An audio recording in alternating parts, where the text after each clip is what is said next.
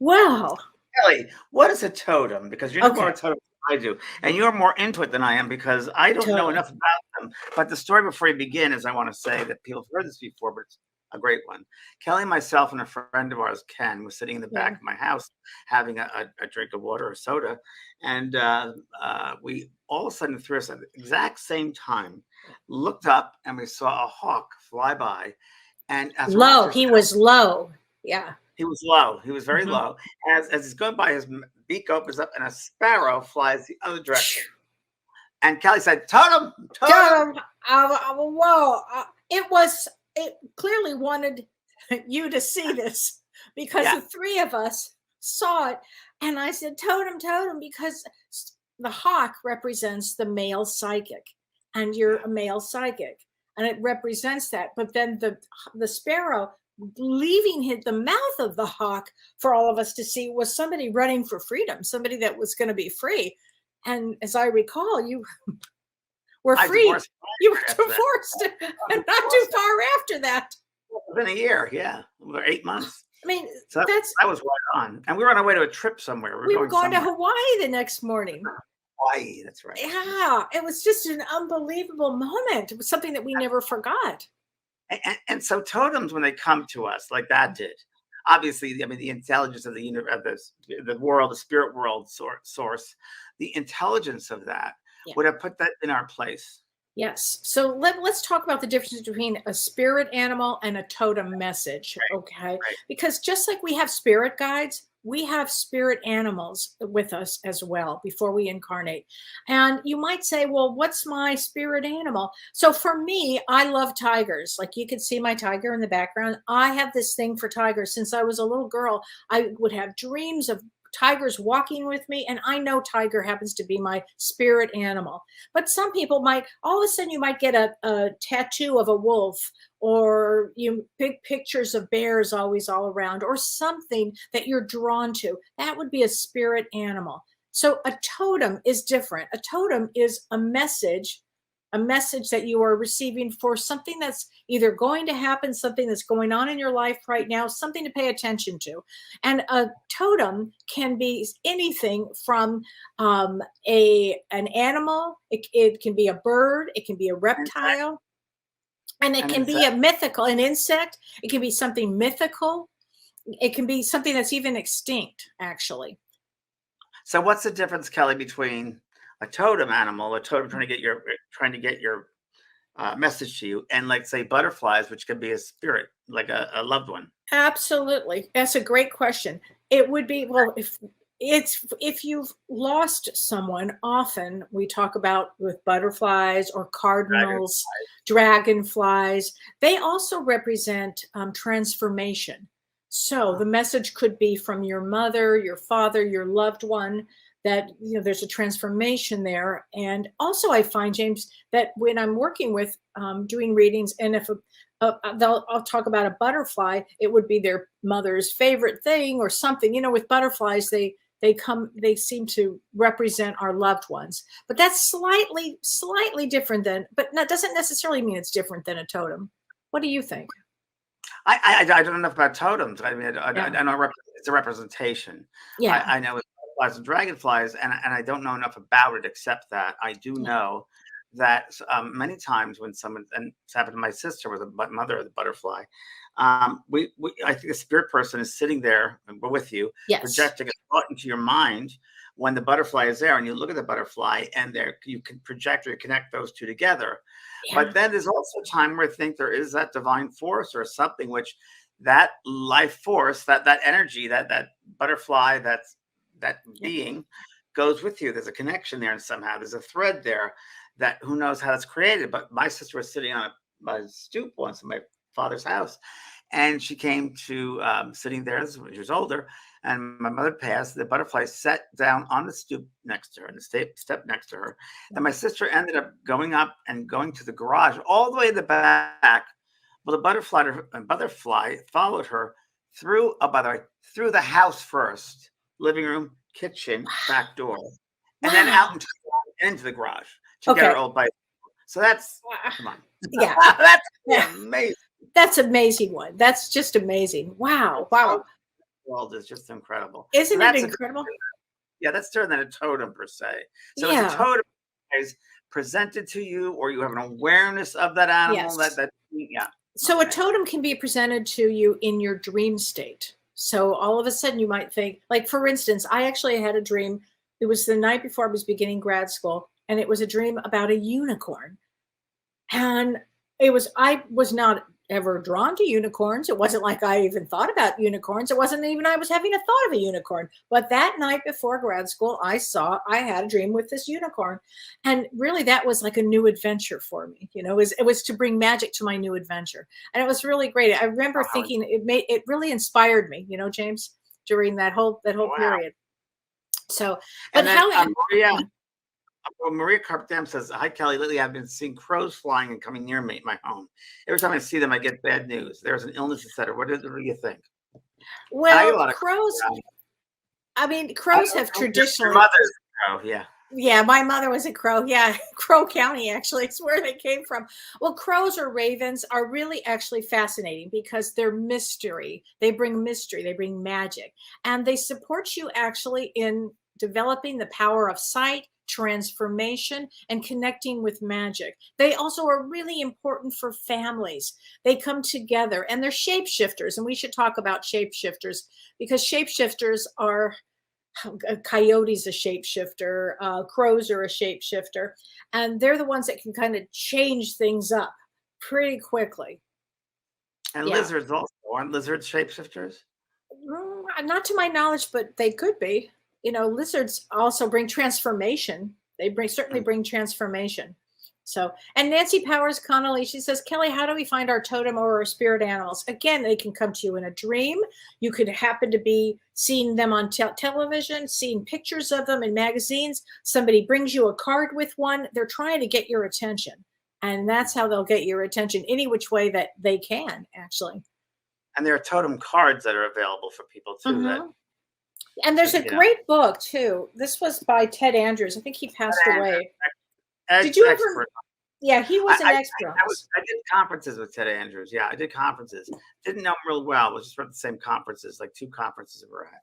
But he Yeah. was very good at what he does. I mean, so he knows he was an expert in animals and Right. totems. So you can And tell if if your whole life you've had just favored an animal. I mean, I know people that favor wolves. I know people that favor dogs. Dog can be your spirit animal too. James, what animal have you always loved? dog. Dog. Yeah. Yeah. Well, dogs, they bring loyalty. I love owls. I know it's a female psychic, but I love owls a lot too. Oh, yeah. And owls represent the female psychic. Oh, I love owls. I love doves. Like love birds or doves or Yes. Oh, yeah. that's love. Okay. So that's interesting because doves actually, I have doves here, James. I have doves. I have doves. Oh, dove brings an ending of a problematic cycle in your life and it announces a new world opening up to you. It brings friendships and new beginnings on the horizon. I'll take it. You'll take it. There you Yes. go. And a lot of people are connected to dolphins. I got a lot of questions about dolphins.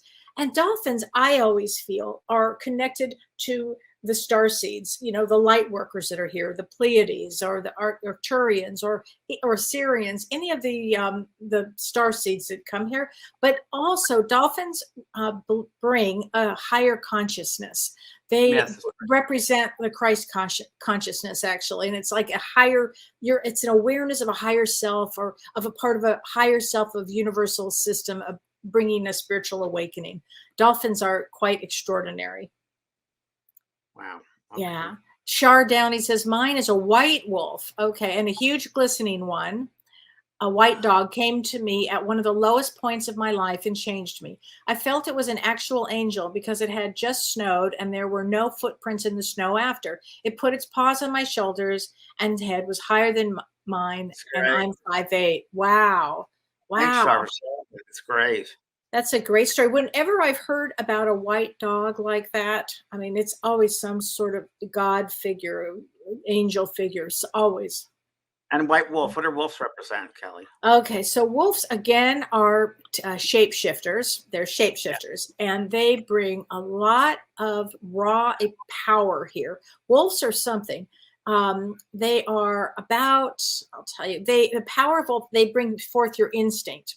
So let's say you're not following your instinct. You could call on wolf, and wolf would be there to help you. Use your gut instincts. They also mean freedom and also what they do is they talk about the social connections. Wolves are actually social, and they Sharp and intelligence.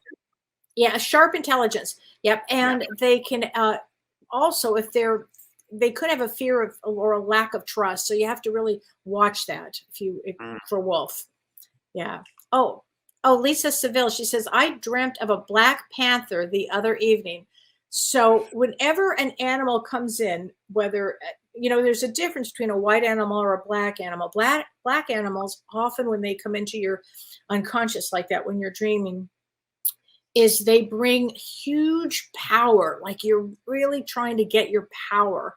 And panthers are one of the cats, and each cat is different. Each cat represents something a little different, but panthers are all about being stealth, and going with your instincts again, being stealth with Wow. it. Wow. Yeah. Wow. And it does it also mean like protection and agility and that sort of thing? Yes. Yes. Yes. Oh my God. Carlene Reed says, I was at the National Zoo when I saw an anteater and I instantly fell in love. They are just amazing. Could that be mine? Yes, Carlene. If you saw an anteater and you fell in love with it, absolutely, it would be your totem. Yeah. And we don't know what an anteater means, though, do we? I no, I don't think that. Oh my God. Oh my God. That's so funny. I Beth, just feel like anteater means you're searching for something. well, they are It's good at searching. it's a quest and a quest for what they're looking for. I don't know. Oh, It I just came like to me. that. I It just love came that. to me. Oh gosh. Beth Golonsky says, hi, Beth. She says, I've always been drawn to birds, especially chickadees. I can chat with them. What do they mean? I'm not sure exactly what a chickadee means, but birds are the messengers. So I would say, Beth, you're getting a lot of messages. Birds represent getting messages. Wow. And someone asked about what is mice or mouse? The mouse mean or mice?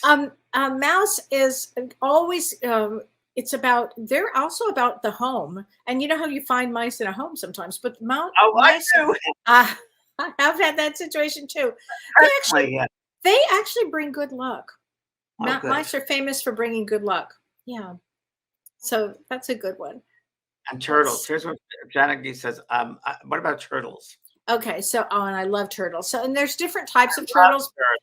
I love turtles, James. I love them. So turtles obviously start with Mother Earth. They're the symbol of the world of Earth, And they're Mother grounded, Earth. right? Means They ground. bring, yes, it means to stay grounded. It means to slow down, pace yourself. It means to be persistent and use determination. And it brings all turtles. I don't care if they're water turtles or earth turtles. They bring ancient wisdom. Yeah, so you'll find a lot of them in hieroglyphics as well. Turtles will be in the hieroglyphics. A lot of Yes, yes, them. And yes. Indian or American natives' walls, you'll see turtles referred to a lot. Right. That's true. So, Okay, so well, Sam Beetle says whales. Okay, whales are really fascinating because a whale, spirit animal, is the Earth's record keeper. So they can teach you everything about listening to your inner voice, understanding the impact that your emotions have on your everyday life, and following your own truth. They're the wisdom holders, they're the keeper of history. They also mean an emotional rebirth, which I think is great. Peaceful strength and communication. So they're really powerful. and they're nurturers too, go-getters and nurturers. Yes, yes. Now, the person that had that totem was very nurturing. Oh, yes, for They're sure. very real because the biggest thing around, so they're very aware of what's Right. happening. So that would be also a big Oh, impact. so this is a good question. Jay Marcus says, what does it mean when a dove with a broken wing and an arrow through its wing and it's bleeding and it runs in front of your car? I think, Wow. a lot of us have had some experiences with this. It's a tough one. I would say it would mean pay attention, pay attention. Often when an animal or a bird or something dies and we see it, I just had an experience with that recently. It's Um, transformation. it's transformation. Yeah, for sure. I mean, James, on the way to the hospital, I think it was my second surgery, accidentally a truck moved out of the way and accidentally a squirrel ran under it and it was, got killed. And I said to Don as he was driving, oh, this is not going to bode well for me in the hospital. And it did not. Wow. Oh, The other day I was walking Pearl and there was a dead bird right in front of my cabana, my little glass window I had. what kind of In the bird was it? it looked like a brown. I wouldn't know my birds. It was a brown bird. Okay. Some kind of a sparrow, I believe it was. Okay. Then it would be some sort of transformation, some sort of, something like that. Mother used to say growing up, my mother said, "There's a bird that dies in your house. It means good luck." Or bird, we have this is what I also heard. If there's a bird gets caught in your house, it means someone's going to die around you. Okay. Have you heard that one? I haven't heard that, but I'll tell you, I can't tell you. One time I was in Venice, Italy, and I was with at the time it was my boyfriend, and we were at Harry's in Venice and sitting outside, and it was a lovely day, and a dead bird dropped right in between us, and I screamed, and I said, "Oh my God, Morte, Morte," and I'm screaming to the waiters, yes, Morte, and I'm like, this must happen every day, right? Because there's thousands of birds out in Venice.